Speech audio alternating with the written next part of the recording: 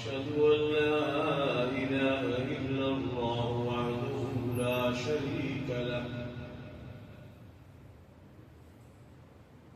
ونشهد أن سيدنا ونبينا وشفيعنا ومولانا محمدا عبده ورسوله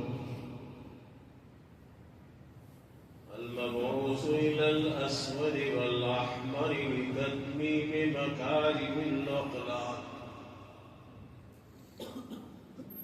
لا يخلق نبي ولا رسول بعده ولا أمة بعد أمته ولا شريعة بعد شريعته ولا كتاب بعد كتابه صلى الله تعالى عليه وعلى آله وأصحابه الذين هم خلاصة العرب العربا وخير الخلائق بعد الأنبياء وهم كالنجوم في السماء للاهتداء والاقتداء وهم مفاتيح الرحمة ومصابيح الغرر أما بعد فأعوذ بالله من الشيطان الرجيم بسم الله الرحمن الرحيم إنا أنزلناه في ليلة القدر وما أدراك ما ليلة القدر ليلة القدر خير من ألف شهر تنزل الملائكة والروح فيها بإذن ربهم من كل أمر سلام هي حتى مطلع الفجر. وقال النبي صلى الله تعالى عليه وسلم من قام ليلة القدر إيمانا واحتسابا غفر له ما تقدم من ذنبه.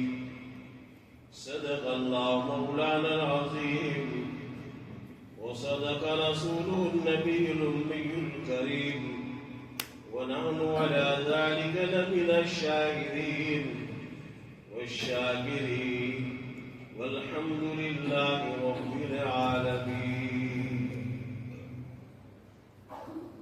اللهم صل على محمد وعلى آل محمد كما صليت على إبراهيم وعلى آل إبراهيم إنك حميد مجيد.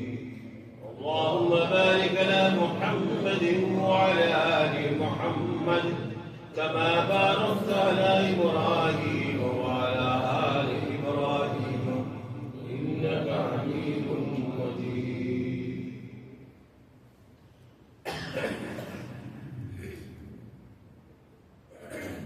بزرگوں، عزیز نوجوان بھائیوں،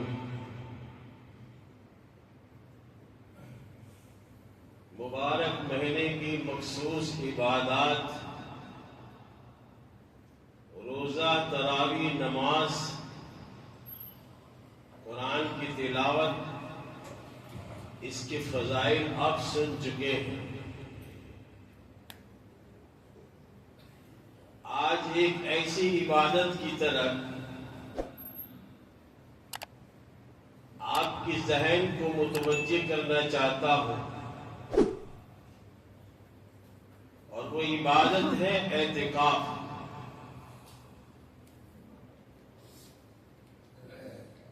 اللہ کی سنت یہی ہے کہ اللہ تبارک تعالی اپنے بندوں کو کسی بہانے سے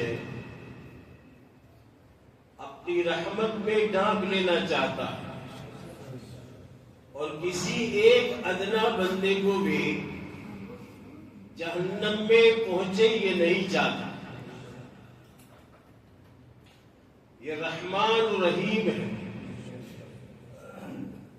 کریموں کا کریم ہے. وہ نہیں چاہتا کہ میرا کوئی بندہ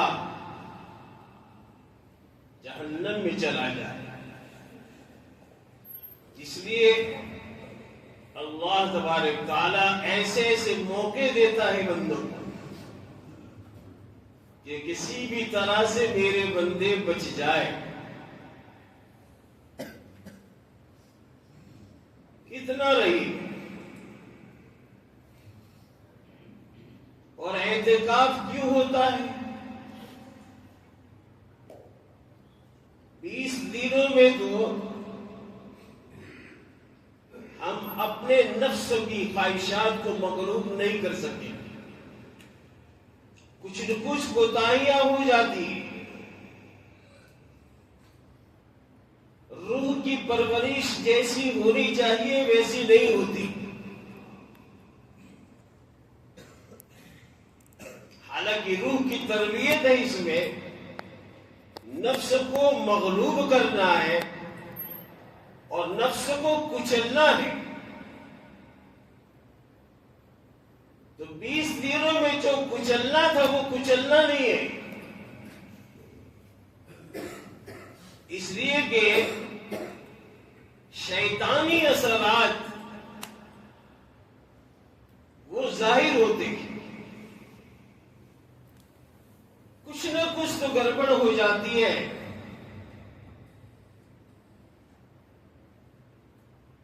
اور ہماری عبادت میں خلل آتا ہے. اللہ نے آخری اشراء اسی لیے رکھا ہے تاکہ انسان کا نفس مغلوب ہو، کچل جائے اور روح کی تربیت ہو، روح کو قوت ملے. اس لیے اعتکاف مشروع ہوا.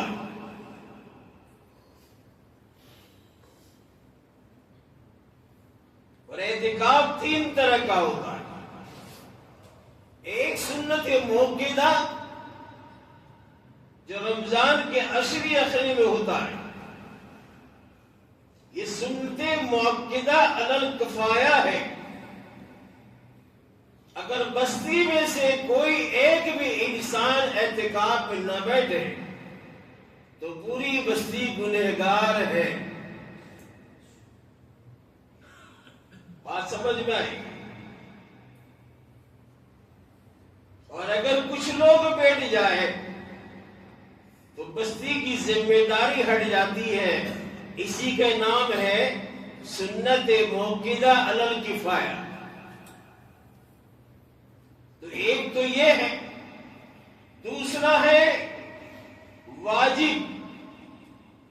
اعتکاف واجب وہ کب ہوتا ہے کہ کوئی انسان یہ منت مانے، یہ نظر مانے کہ میرا فلاں کام ہو جائے گا تو میں 1 دن کا اعتکاف کروں گا، 2 دن کا اعتکاف کروں گا.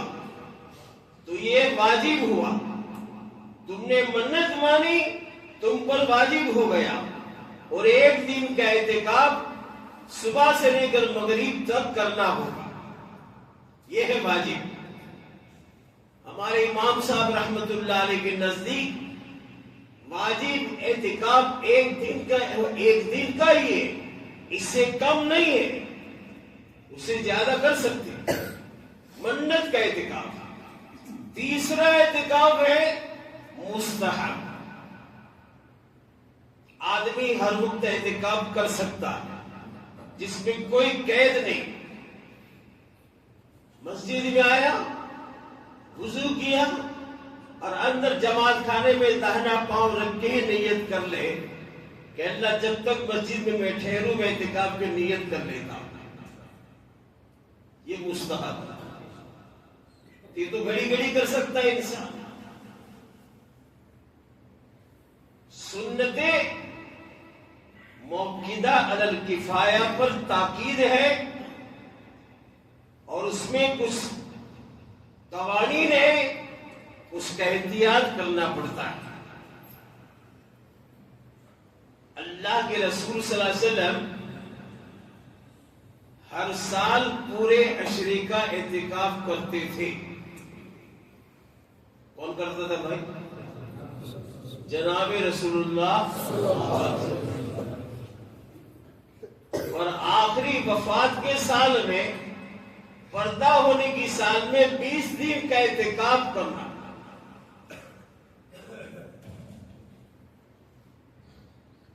اور یہ اعتکاف میں کتابوں میں لکھا ہے کہ جناب رسول اللہ صلی اللہ تعالی وسلم کمر کس لیتے تھے، رات بھر جاگتے تھے، گھر والوں کو جگاتے تھے عبادت کرنے کے لیے، روح کی پرورش کرنے کے لیے۔ اعتکاف اس لیے مشروع ہوا۔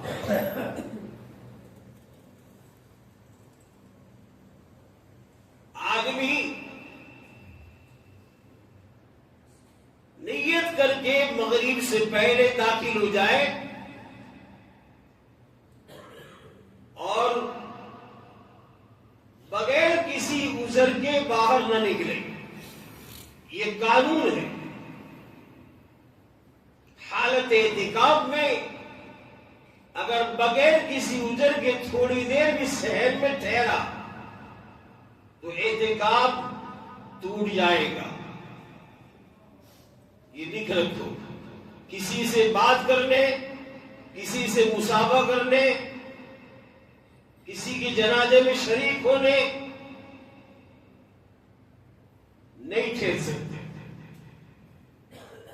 یہ قانون ہے۔ اس کی حد یہ ہے، جماعت خانے کی دیوار، اس سے آگے وہ باہر نہیں ٹھہر سکتا۔ ہاں، طبعی ضرورت ہو یا شرعی ضرورت ہو تو اعتکاف والا نکل سکتا ہے۔ شرعی ضرورت کیا ہے کہ جس مسجد میں تم، اول تو شرط یہ ہے کہ ایسی مسجد میں اعتکاف میں بیٹھے جس مسجد میں جماعت ہوتی ہو، جمعہ بھی ہوتی ہو۔ لیکن مان لو کہ کوئی مسجد ایسی ہے جہاں جماعت تو ہوتی ہے لیکن جمعہ نہیں ہوتی، تو جمعہ کے لیے دوسری جگہ جانا پڑے گا۔ یہ شرعی عذر ہے، جمعہ چھوڑ نہیں سکتے۔ دوسری مسجد میں جمعہ کے لیے جانا ہے، معتکف بیٹھا ہے اعتکاف میں، تو یہاں سے سنت پڑھ کے عین وقت پر جائے اور وہاں سے فرض پڑھ کے ترنت نکل جائے اور کسی سے بات چیت کھڑے رہ کر کریں بجا ضرورت۔ یہ مسائل ہیں۔ اگر صحیح معنی میں اعتکاف کی روحانیت کو حاصل کرنا ہے، اعتکاف کے فیوزات کو حاصل کرنا ہے اور اللہ کی ذات پاک سے اپنی ذات کو جوڑنا ہے اور وابستہ کرنا ہے اور اللہ کی ذات سے فیوزات حاصل کرنا ہے، ان قوانین کی پابندی کرنے۔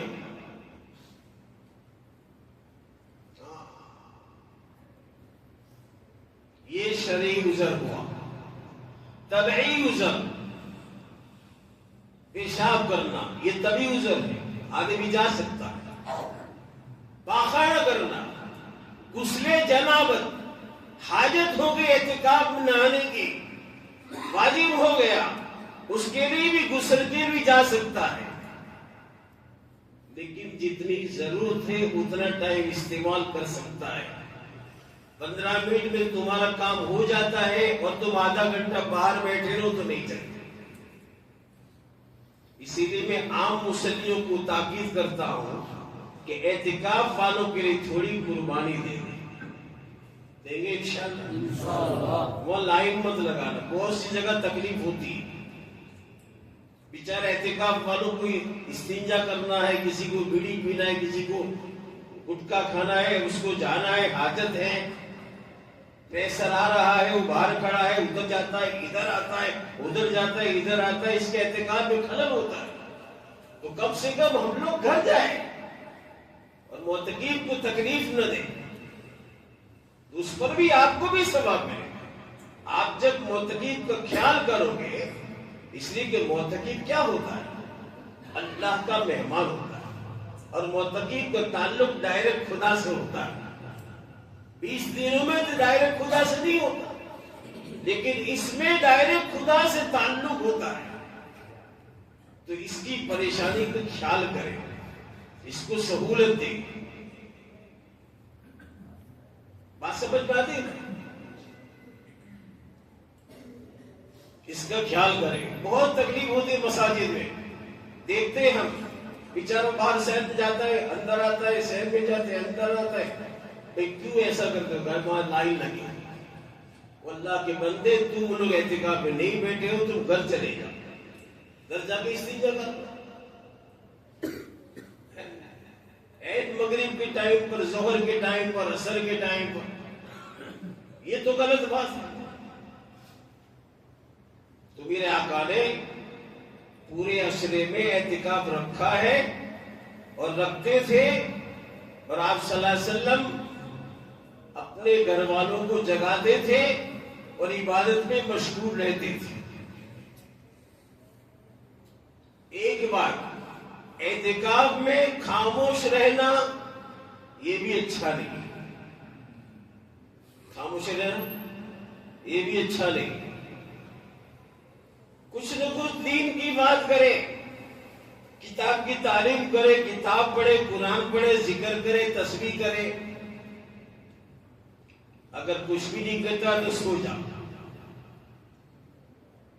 اعتکاف میں احتیاط، خاموش رہنا بھی نہیں۔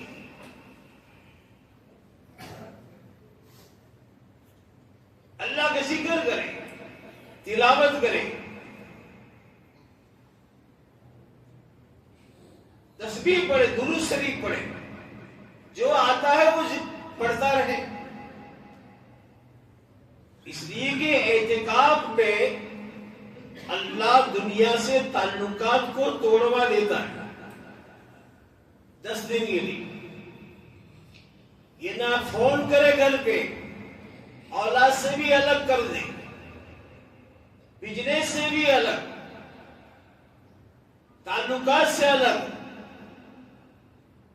دنیا کے کسی کے ساتھ اس کا جوڑ دے، بلکہ اللہ نے اس کو الگ کر کے خدا کی یاد کی طرف لگا دیا، خدا کے دربار میں لگا دیا۔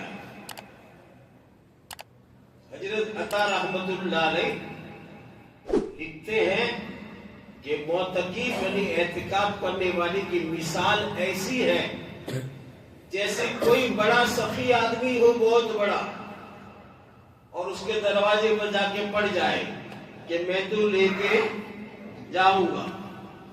ہوتا ہے ایسا، بات جدی فقیر ہوتے ہیں تو اڑ جاتے ہیں صبح سے شام تک کہ میں تو تیرے سے لے کے جاؤں گا۔ یہ اعتکاف کی مثال حضرت عطا رحمت اللہ علیہ فرماتے، اس کی ایسی مثال ہے کہ اللہ کے در پہ اعتکاف والا پڑ جاتا ہے، ڈٹ جاتا ہے، اور اللہ سے یوں کہتا ہے کہ جب تک تو میری بخشش نہیں کرے گا وہاں سے اعتکاف سے جاؤں گا نہیں۔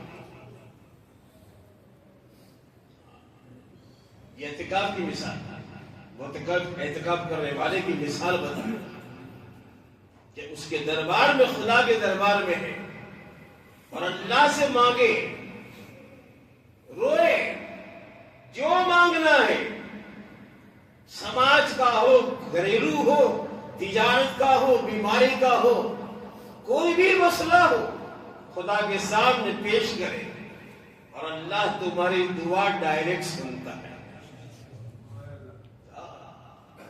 ڈائریکٹ خدا دعا سنتا ہے، پھینک نہیں دیتا اور ریجیکٹ نہیں کرتا، بلکہ حضور صلی اللہ علیہ وسلم نے تو آخری عشرے میں اپنی زندگی میں خدا کے دریائے رحمت کے تلاطم اور طوفان کو نظروں سے دیکھا ہے کہ اللہ کی رحمت کتنی زور و شور اور طوفان سے آتی ہے، اعتکاف میں اللہ کے حضور نے خود دیکھا ہے، تو اعتکاف والوں پر خدا کی رحمت کا تلاطم ہوتا ہے، ایک جوش ہوتا ہے، ایک طوفان ہوتا ہے خدا کی رحمت کا کہ آ جاؤ میرے بندے، میں تمہارے پر رحمت ڈھانپ دیتا ہوں، رحمتوں کی بارش کرتا ہوں۔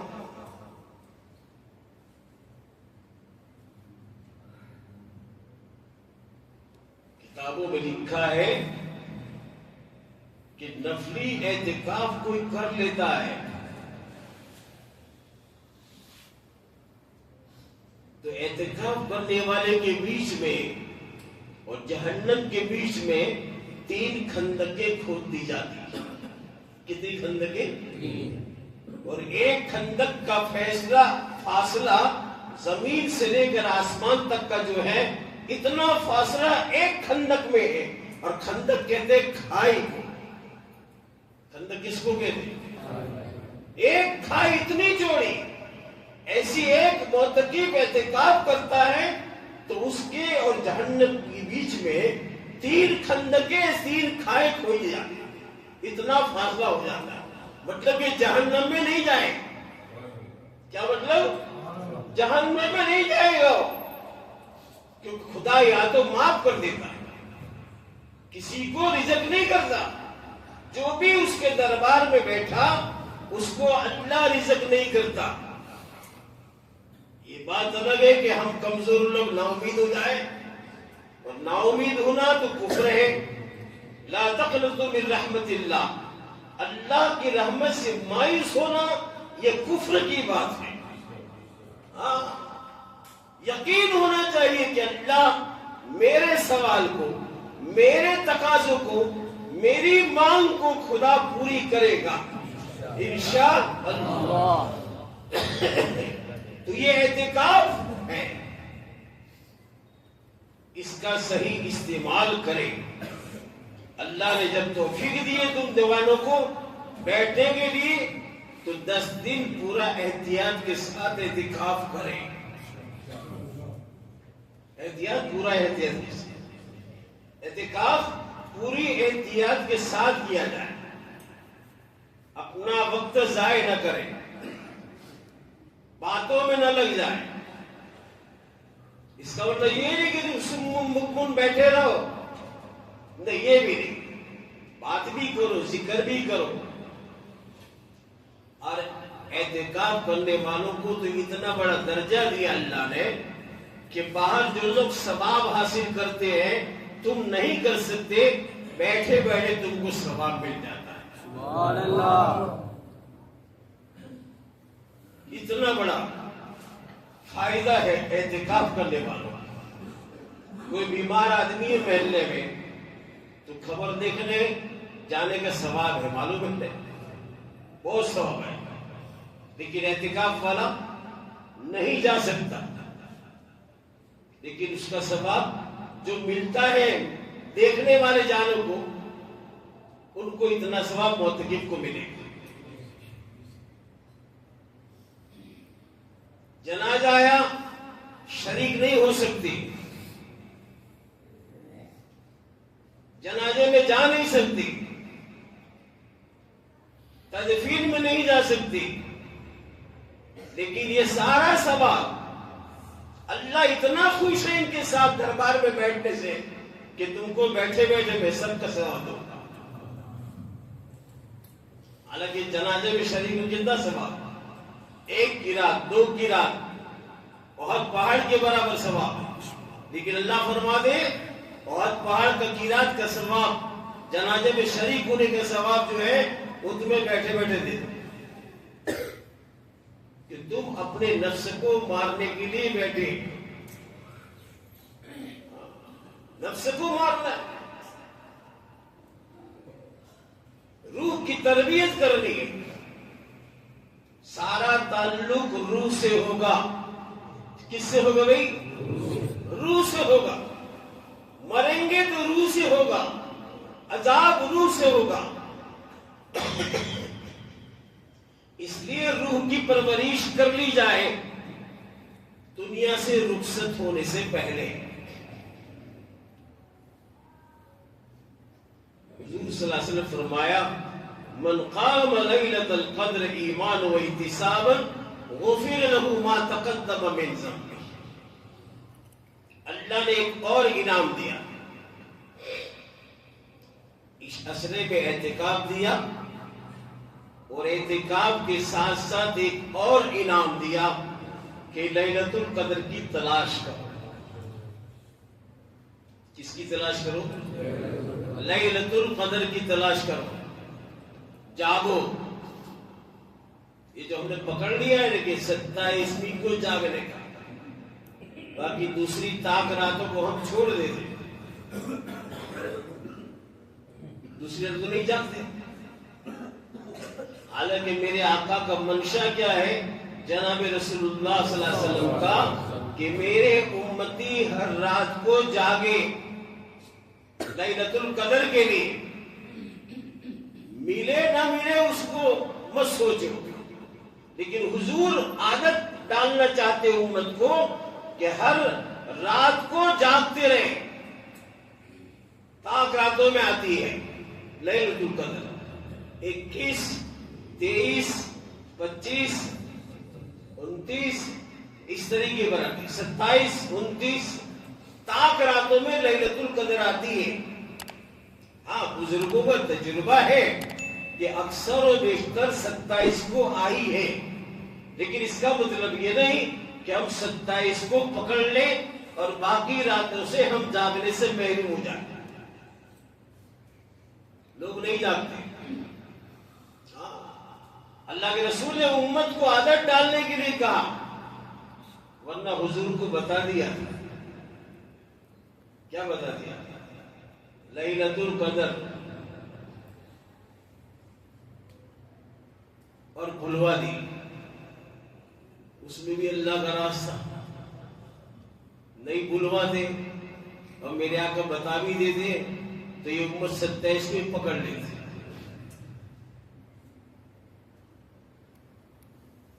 اللہ کے رسول کی امید تو یہ تھی کہ امت جاگے، پوری 10 راتوں میں جاگے، طاق راتوں میں جاگے۔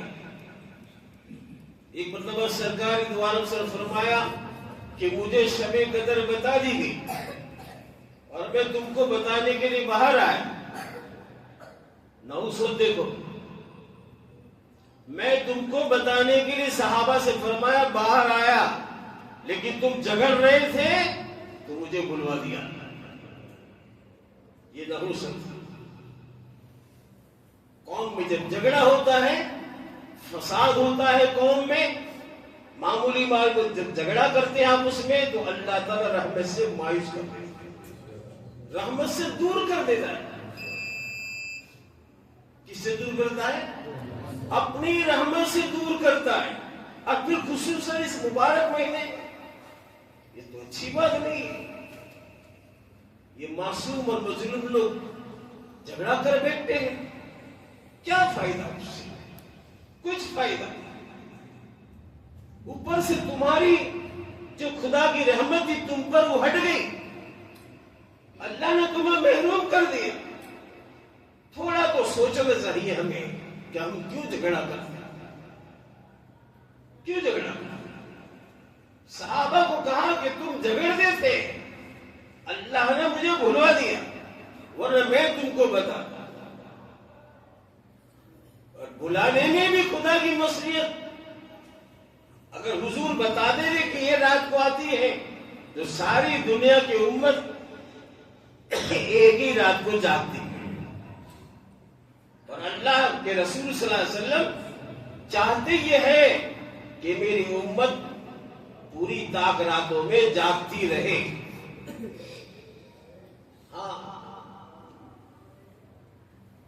جاگے، عبادت کرے راتوں کو۔ ایک رات اگر مل گئی شب قدر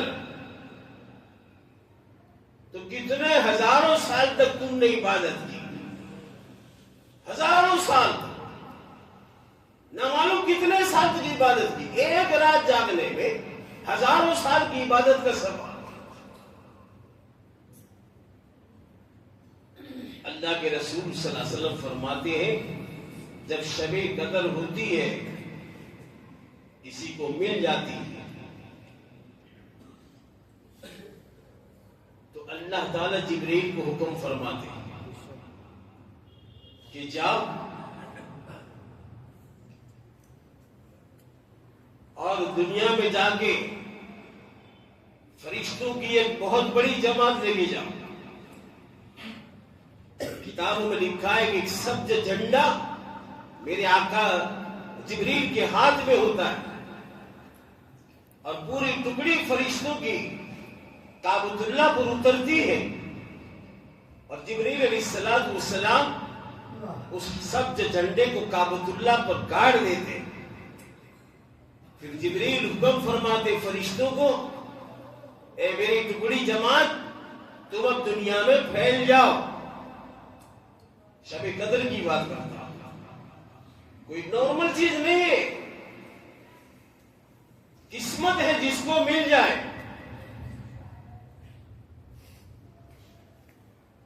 فرشتے پھیل جاتے ہیں، جبریل فرماتے ہیں کہ ہر کھڑے ہونے والے، ہر بیٹھنے والے، ہر قرآن پڑھنے والے، ذکر کرنے والے، درود پڑھنے والے، دعا کرنے والے، جتنے بھی گھروں میں یا مسجدوں میں بیٹھے ہیں، آج کی رات ان کے اوپر ان کی دعا میں جا کے آمین کرو۔ کیا عزت دی ہے امت کو اللہ نے۔ کسی امت کو یہ چیزیں نہیں ملی، کسی بھی امت کو یہ چیز نہیں ملی جو ہمیں ملی۔ اللہ ہمیں قدر کرنے کی توفیق عطا۔ وہ سارے آتے ہیں، تم جب دعا مانگتے ہو تو پیچھے بیٹھ کر آمین کہتے ہیں، اور فرشتے تم سے مصافحہ کرتے ہیں۔ شب قدر بزرگوں نے نشانیاں بتائی کہ جب تم دعا مانگتے مانگتے پسینہ چھوٹ جائے اور رونگٹے کھڑے ہو جائے تو سمجھو کہ جبریل تمہارے سامنے موجود ہے۔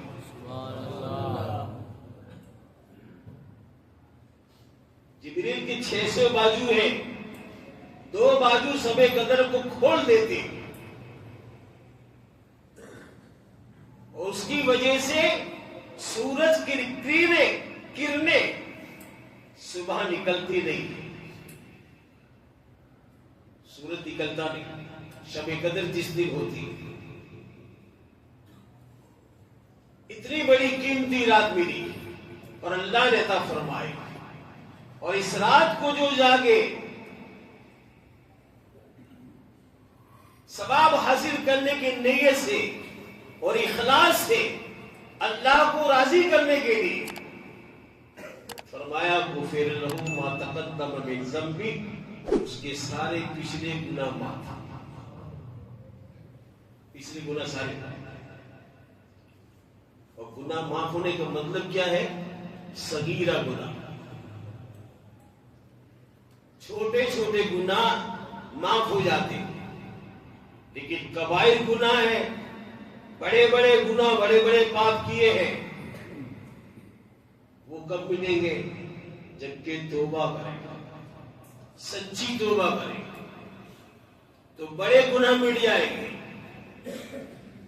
باقی عبادت سے چھوٹے گناہ مٹ جاتے ہیں، لیلۃ القدر سے چھوٹے گناہ مٹ جاتے ہیں، بڑے گناہ کے لیے تمہیں توبہ کرنی پڑے گی کہ اللہ مجھ سے یہ غلطی ہو گئی، مجھ سے گناہ ہو گیا، مجھ سے نافرمانی ہو گئی، میں اس گناہ سے توبہ کرتا ہوں۔ جب صبح ہوتی ہے جبریل فرماتے کہ چلو کوچ کرو، ہجرت کرو یہاں سے، اب اپنا ٹائم ختم ہو گیا، ڈیوٹی ختم۔ تو فرشتے پوچھتے ہیں ان لوگوں کا کیا ہوا؟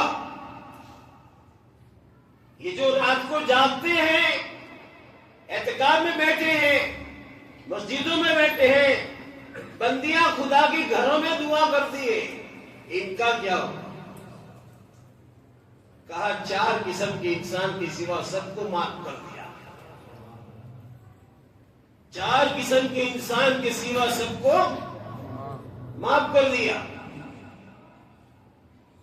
ایک قسم وہ ہے شراب پینے والے، ان کو اللہ معاف نہیں کرے گا. ایسی مبارک رات ہے. ہاں، ماں باپ کا نافرمان، اس کو بھی اللہ معاف نہیں کرے گا. اللہ یہ کہ توبہ کر لے، یہ کبائر گناہ ہے. شراب پینا، ماں باپ کی نافرمانی کرنا، رشتہ داروں میں توڑ کرنا، سماج میں توڑ کرنا، یہ گناہ کبیرہ ہے. توبہ نہیں کریں گے تو آج کی رات کو بھی، شب قدر کو بھی اللہ معاف نہیں کرے گا. اللہ بخش نہیں دے گا، چاہے کتنی عبادت کر لو. حدیث کے الفاظ ہیں الا من تاب. توبہ کی شرط ہے کہ کبائر گناہوں پر توبہ کرنا پڑے گا. بغیر توبہ کے بغیر گڑ گڑائے. اور توبہ کا مطلب کیا ہے؟ گال پر ہاتھ مار کے بیٹھ جانا، اس کا نام توبہ نہیں ہے. یہ بھی سن لو. توبہ کا مطلب یہ ہے کہ دل سے پکا وعدہ کرے، ارادہ کرے کہ میں آئندہ اس گناہ کو نہیں کروں گا. خدا کے سامنے پکا وعدہ کرے، عزم کر لے کہ میں نہیں کروں گا. اس کا نام توبہ ہے. خالی توبہ توبہ بولنے سے توبہ نہیں ہوتی. تو میرے بھائیوں، یہ آخری ایام ہے. اللہ اس ایام کی قدر کرنے کی توفیق عطا فرمائے. دینوں میں، زندگیوں میں، اوقات میں برکتیں نہیں رہی. اتنی سپیڈ سے یہ مہینہ نکل گیا، خدا کی قسم دکھ ہوتا ہے. ورنہ کشٹ پڑنا چاہیے. رمضان میں تھوڑی تکلیف آئے تو مزہ آتا ہے، تھوڑی پیاس کی شدت ہو تو مزہ آتی ہے، بھوک لگے تو مزہ آتی ہے، ہاتھ پاؤں دکھے تو تھوڑا مزہ آتا ہے. لیکن اس 20 دن میں تو کچھ پتا نہیں چلا کہ کیسا رمضان گیا. یہ اوقات میں برکتیں اللہ نے اٹھا لی ہے، زندگیوں میں برکتیں اٹھا لی ہے. اللہ تعالی ہمیں قدر کرنے کی توفیق عطا فرمائے. اور تمام کے لیے دعا کریں. میرے لیے بھی دعا کریں. میرا بھائی بھی سیریس ہے، اس کے لیے بھی دعا کریں. اس کا 4تھا اٹیک آ گیا ہے اور کوما میں چلا گیا ہے. اللہ اس کو جلدی شفا عطا فرمائے. اور جو بھی بیمار ہو، اللہ تمام کے لیے دعا کریں کہ اللہ ان کو بھی شفا عاملہ اور کامل اللہ تعالی شفا عطا فرمائے، کامل شفا عطا فرمائے. سنت